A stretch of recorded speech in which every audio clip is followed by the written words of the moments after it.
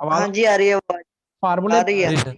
Suppose कर लो फार्मूले में अगर 2.5 mm पेनिट्रेशन की हम निकाल रहे हैं सीबीआर वैल्यू, तो ऊपर तो जितना लोड 2.5 पेनिट्रेशन वैल्यू पे सॉइल स्पेसिमन ने लिया वो ले देते हैं, divided by standard load 2.5 mm penetration के अगेंस्ट कितना है एग्रीगेट्स का, क्रश्ड एग्रीगेट्स का 1370 किलो, मल्टीप्लाई बाय 100, उससे पेनिट्रेशन उसकी उसकी उससे सीबीआर वैल्यू आ जाती है। ऐसे ही हम 5 mm पे कैलकुलेट करेंगे, 5 mm पे क्या करेंगे, जितना उसने लोड लिया होगा वो डिवाइड बाई स्टैंडर्ड लोड कितना है 2055 मल्टीप्लाई बाई 100, तो उससे क्या होगी 5 mm पेनिट्रेशन के ऊपर सीबीआर वैल्यू परसेंटेज में आ जाएगी।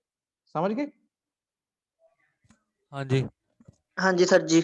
अब मेन तो हमारा यही काम है, मेन हमारा यही काम है कि हमने 2.5 mm, अब टेबल देखो हमारा जो ऑब्जर्वेशन टेबल भरनी है, मेन हमारा यही काम है कि हमने सीबीआर वैल्यू एट 2.5 mm निकालनी है पेनिट्रेशन, और CBR value at 5 mm penetration निकालनी है।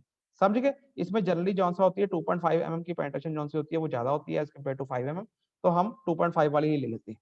समझ गए बात को? अब देखो हाँ जी हमने यूज तो सिर्फ दो करे 2.5 mm और 5 mm, तो हमने इतनी पेनिट्रेशन वैल्यू के अगेंस्ट लोड क्यों कैलकुलेट करा फिर, है ना? हमने सारा लोड निकाला ना कि जब 0.5 पेनिट्रेशन थी तो कितना लोड लगा, जब 3 पेनिट्रेशन थी तब कितना लोड लगा, जब 10 mm पेनिट्रेशन थी तब कितना लोड लगा, हमने सारा ये कैलकुलेट किया ना। हमने बाकी क्यों किया जब हमने यूज सिर्फ 2.5 और 5 ही करना था, है ना?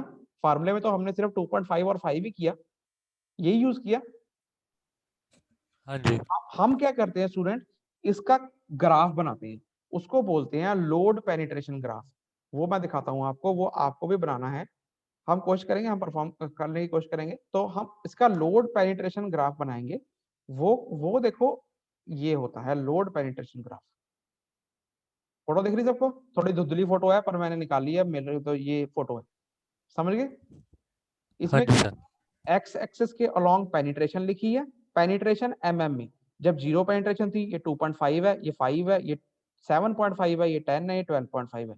उसके कॉरस्पॉन्ड लोड, जैसे 2.5 पेनिट्रेशन थी तो जितना लोड होगा आपने यहाँ पॉइंट लगा लेना, 5 थी तो जितना लोड होगा आपने यहाँ पॉइंट लगा लेना, ऐसी जब 7.5 जितना लोड होगा यहाँ पॉइंट लगा लेना, उन सबको जोड़ लेना है। आपने लोड पेनिट्रेशन कर्व बनानी है, ग्राफ बनाना है, एक ही बनानी है बस, ये तो दो थोड़ा डिटेल में बनाया हुआ है, इतना नहीं, आपने एक ही लाइन कर्व बनानी है। समझ गए? तभी मैंने आपको सर कितनी भी हो सकती 2.5 या 5 दी जेड़ा मर्जी होवे।